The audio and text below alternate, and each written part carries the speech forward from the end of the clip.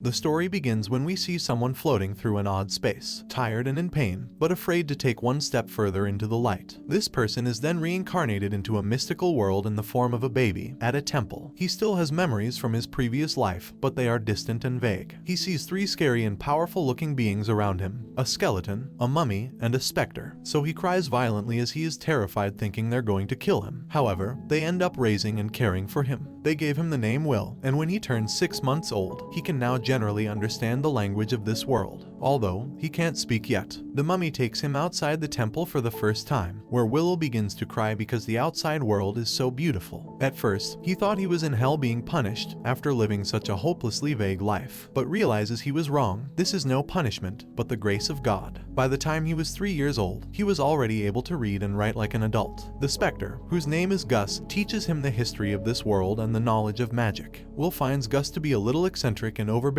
but smarter than anyone else he'd met. Gus teaches Will the power of words. He explains that these words, whether spoken or written, have power. For example, if you write the word ignis, it defines the existence of fire, but when followed by the word irasure, the fire is extinguished. The mummy then takes Will to a room where there are several statues of the gods they worship: the god of justice and lightning, called Volt, the Earth Mother, called Mater, and the god of fire and technology, called Blaze. There are a few more, but one statue in particular catches his attention: the goddess of light, called Gracefiel, who is the child of the lightning god Volt and Earth Mother Mater. The mummy, whose name is Mary, explains that the Earth Mother Mater is the god of child rearing and the bounties of the earth. Therefore, she feels that Mater is the most important goddess, adding that she is particularly revered by people in rural areas. Will asks Mary if she prays to the Earth Mother every day, but she avoids the question by telling him it's time to eat. At dinner, the skeleton, called Blood, tells Will that when he's a bit older, he'll teach him how to hunt. However, Gus wants Will to focus on learning magic first, saying that he might be just as much a genius as him. Blood unruly says, "What if he grows up to be an old miser with an oversized brain, like you?" Will acknowledges that Blood looks scary, but likes him because he keeps things lively and friendly. Mary always brings Will some bread with meals, so he asks her where she gets it from, but she tells him it's a secret. The three of them keep many secrets, like why they live here, why are there no other humans apart from Will, and why are they undead. Will has never met anyone but the three of them since he was born. He has so many questions, but can't bring himself to ask them, because he's keeping a secret from them himself, that he is a human with memories of his previous life. When Will is a little older, he undergoes arduous training with Blood. He says, "We gotta build your muscle and stamina first, as skills are useless without the muscle to back them up."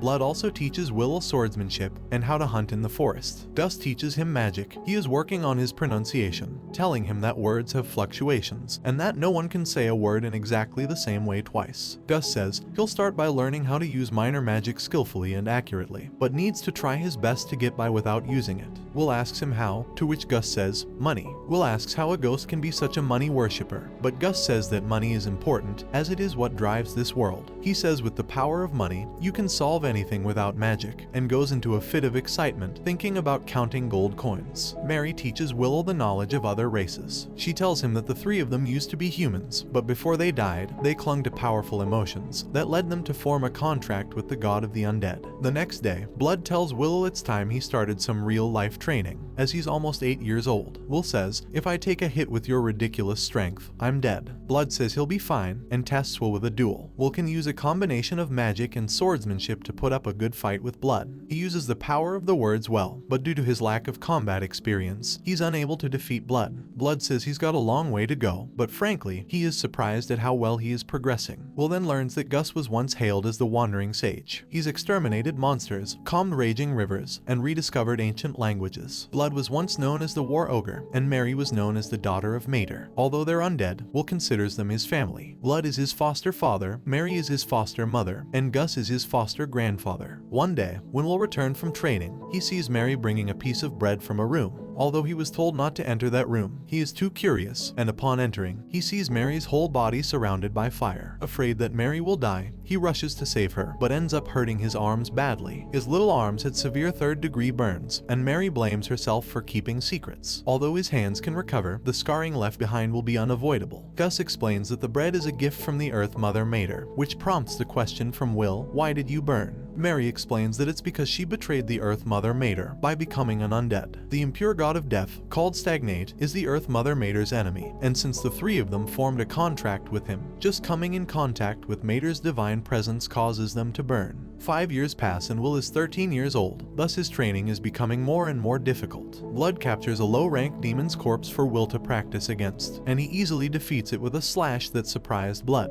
Blood decides to speed up his training by taking him to the ruined city, where humans and dwarves used to reside, but now it's a dangerous place full of wandering undead. Blood leaves Will in a cave alone to test him. Several undead appear, however, Will manages to defeat them all easily. He must now find the exit, but on the way he meets an undead Vrascus demon, which are stronger than any opponent he's faced as they're able to use magic too. Will considers slipping past it, or even going another route, but thinks what Blood would do, and bravely faces the Vrascus. The Vrascus demon attempts to use magic, but with the lessons Gus taught Will, he is able to counter it, and goes in for an attack with his sword. However, his sword broke upon impact, but his attack ended up killing the Vrascus anyway. Since Will's sword is done, he picks up the magic spear from the undead he just defeated, which was made by dwarves. Gus then appears with a blank expression on his face, and uses his words to summon a golem to fight Will. However, Will defeats it with ease, but is confused to why Gus is trying to kill him. Just as Will is about to kill Gus, he stops, and says hurting you would make me feel worse than dying myself. Gus then apologizes to Will, and says he took that lesson a bit too far. Will is shocked that Gus is trying to pass it all off as a lesson,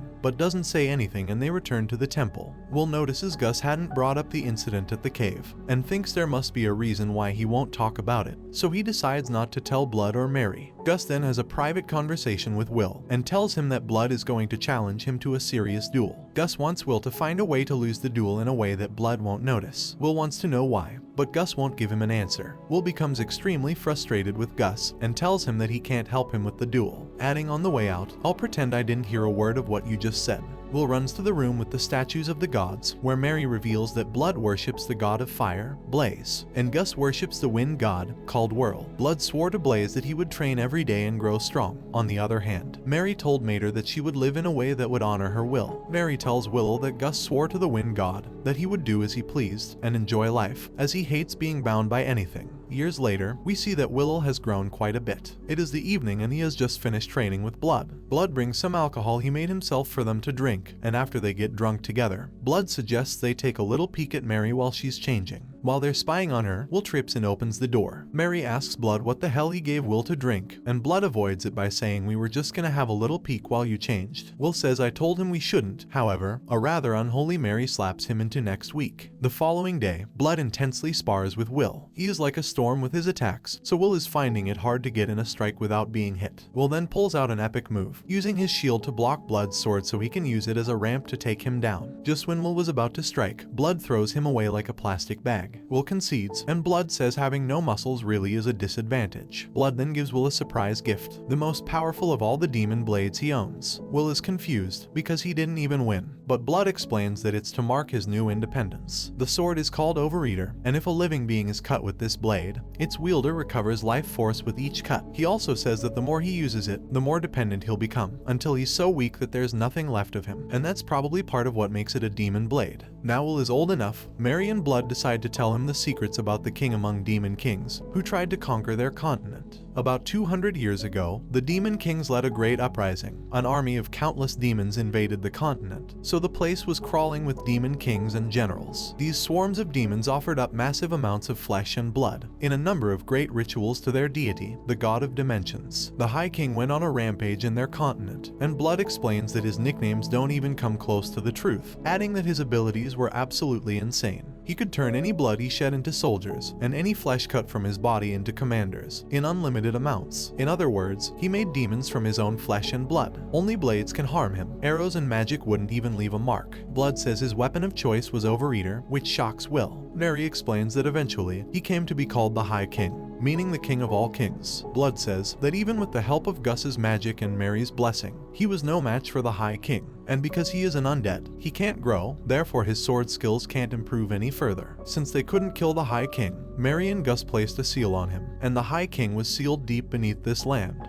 We then discover that Gus, Mary, and Blood are bound to this city by their contract with Stagnate. If they agreed to join his army of undead, he'd kill all the demons that were in the city and allow them to defend the seal in their immortal bodies. Will figures out that he was meant to be a sacrifice to break the High King's seal. However, after the demons that brought Will to them were slain, they decided to keep him and raise him like one of their own. They thought humanity had gone extinct, but the fact that the demons were able to bring him there means there must be a place inhabited by humans close by. And so, Will now knows why he is there. He's about to head into a nation of people who survived the Great Uprising. A few moments later, Mary and Blood tell Will they love him and how he is a strong, clever boy. Will is confused to why it sounds like they're saying their last goodbyes. Then all of a sudden, a demonic portal opens up in the sky, and out comes the infamous High King. He asks if they've said their farewells, as he's here to take the souls of Blood and Mary. Will is paralyzed so he can't even move, but just then, Gus appears. He tells Will to take Blood and Mary and get out of here, declaring that he is going to stop the High King. Gus uses his strongest magic and gets rid of the High King, or so he thinks. Suddenly, Gus is paralyzed by the High King, along with Mary and Blood. We discover that the High King divided his strength into two bodies, in case something like that happened. He leaves only Will and proposes a deal. If he joins his undead army, he will let him live in harmony forever with his undead family, and gives him till evening to think about it. At night, Will goes to see the High King to tell him his answer. Will bravely says, "I'm not giving you a single thing." So Stagnate summons his army of undead. Will impresses Stagnate with his abilities, so he stops his undead army and asks again if he would join him, as he's taken a liking to Will. He says, "I will welcome you as a general in my undead army," and cuts himself, telling Will to drink his blood. When it seems that Will is going to accept, he takes out the sword Blood gave him and attacks Stagnate. However, the High King unleashes a demon snake that bites Will, and suddenly he is transported to a strange place, where it seems like he had been before. He finds the Goddess of Light, and in the end, he makes a pact with her. That is, the goddess will give her protection and guidance, so long as he does not forget his resolve.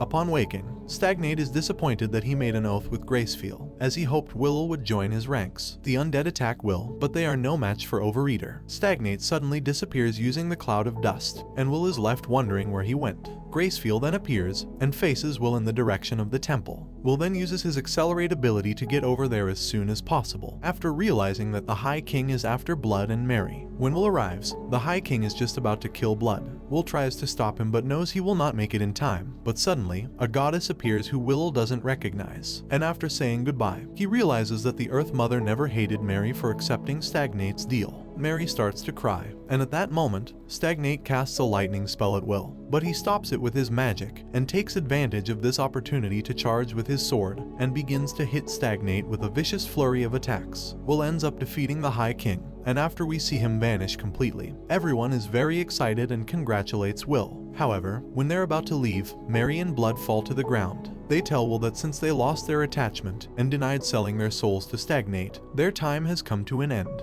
Will begins to cry and asks if there's anything he can do, as he doesn't want to lose them. However, they calm him down and tell him that there's nothing he can do, but they're proud of who he has become, and want him to stay on the right path. Will then begins to see pictures above their heads from when they were human. Then Gus arrives, and the four of them enjoy their last moments together. After Blood and Mary die, the goddess takes their souls, and they will go back into the cycle of death and rebirth. Comment below if you would like a part 2. Don't forget to like and subscribe if you enjoyed, and turn on the notification bell so you never miss out on another video. Until next time, take care.